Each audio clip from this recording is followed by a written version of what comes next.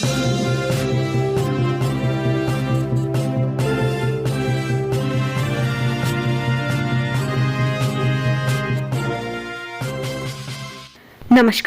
आपका हमारे news channel UK24 news में स्वागत है। रुड़की में वर्चस्व के विवाद में भिड़े दो पक्ष, जमकर हुई मारपीट। शहर के गंगानहर कोतवाली क्षेत्र के इब्राहिमपुर देह गांव के पास युवकों के दो गुट आपस में भिड़ गए। वहीं दोनों गुटों के बीच विवाद इतना बड़ा कि दोनों पक्षों में जमकर मारपीट हो गई, जिससे मौके पर अफरा तफरी मच गई। वहीं आसपास के लोगों के आने पर मामला शांत हुआ। वहीं मामला छात्रों में पुराने वर्चस्व को लेकर बताया जा रहा है। फिलहाल दोनों पक्षों की ओर से पुलिस को कोई तहरीर नहीं दी गई है।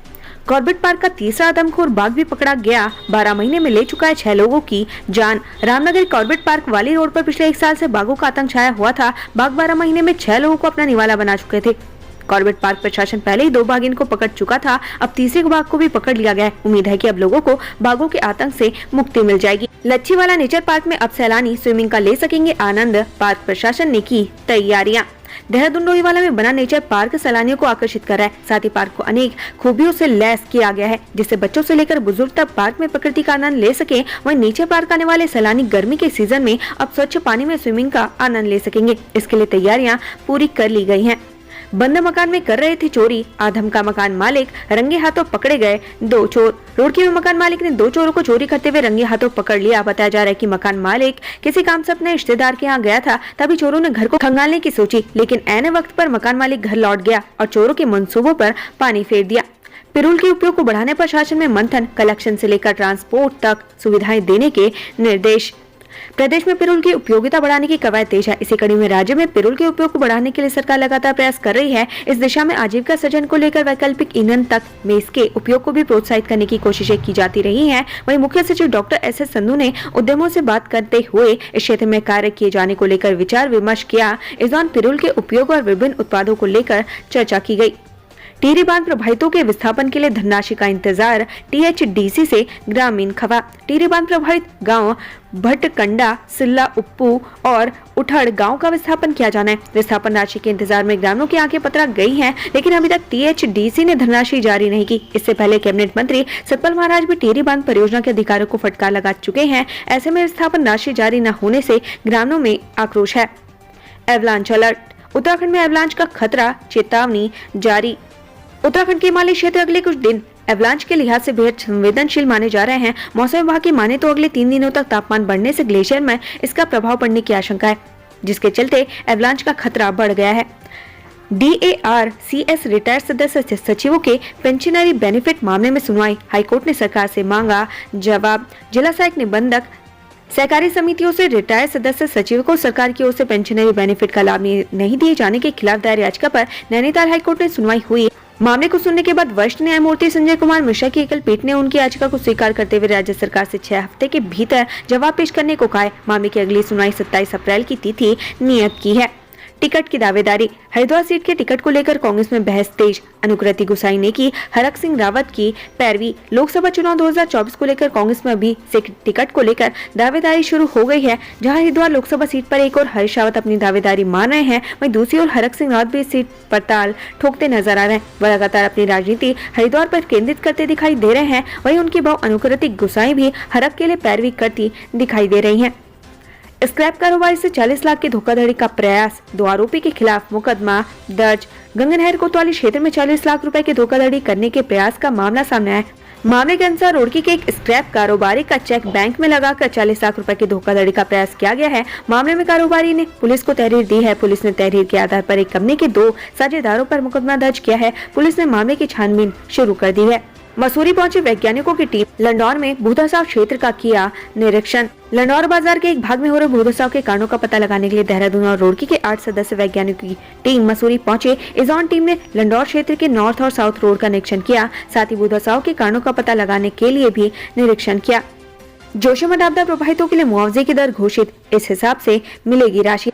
उत्तराखंड कैबिनेट बैठक में जोशीमठ आपदा प्रभावितों की भूमि और भवनों के मुआवजे के साथ ही स्थायी विस्थापन को लेकर प्रस्तावित नीति को स्वीकृति दी गई है। आज मुख्यमंत्री सचिव आर मीनाक्षी सुंदरम और आपदा प्रबंधन सचिव रंजीत कुमार सिन्हा ने जोशीमठ में विस्थापन और पुनर्वास नीति को लेकर जारी की गई मानकों पर स्थिति स्पष्ट की। इस दौरान उन्होंने पॉलिसी के कई बिंदुओं के विस्तार से जानकारी दी।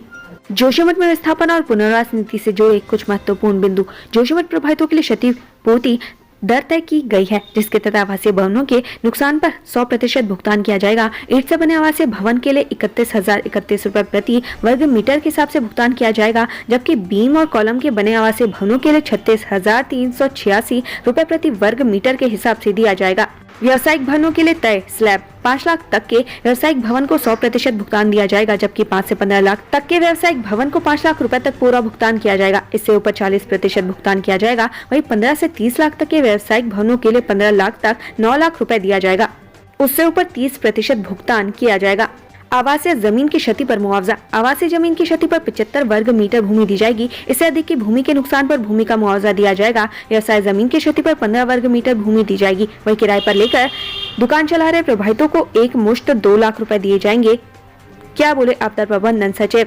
उत्तराखंड आपदा प्रबंधन सचिव रंजीत कुमार सिन्हा ने बताया कि जोशीमठ में विस्थापन और पुनर्वास नीति के तहत सभी मानक तय कर दिए गए हैं, जिसमें वो जोशीमठ के लोगों को किस तरह से विस्थापित किया जाना है, इसका भी जिक्र किया गया है। हालांकि यह पूरी प्रक्रिया जांच एजेंसियों की रिपोर्ट के बाद शुरू हो पाएगी। पुनर्वास और विस्थापन के लिए 3 अधिकारी होंगे तैनात। मुख्यमंत्री सचिव आर मीनाक्षी सुंदरम ने बताया कि उत्तराखंड में अब यात्रा सीजन शुरू होने वाला है, लिहाजा जोशीमठ के पुनर्वास और विस्थापन में जिला प्रशासन अधिक व्यस्त न हो और चारधाम यात्रा के साथ साथ पुनर्वास और विस्थापन का कार्य सुगमता से चलता रहे, इसके लिए 3 अधिकारियों को पुनर्वास और विस्थापन के कार्यों की तैनात किया जाएगा। साथ ही SDM की अध्यक्षता में ही पुनर्वास और विस्थापन होगा। हरिद्वार में 3 मोबाइल चोर गिरफ्तार। वाहन चोरी का आरोपी भी चढ़ा हत्थे।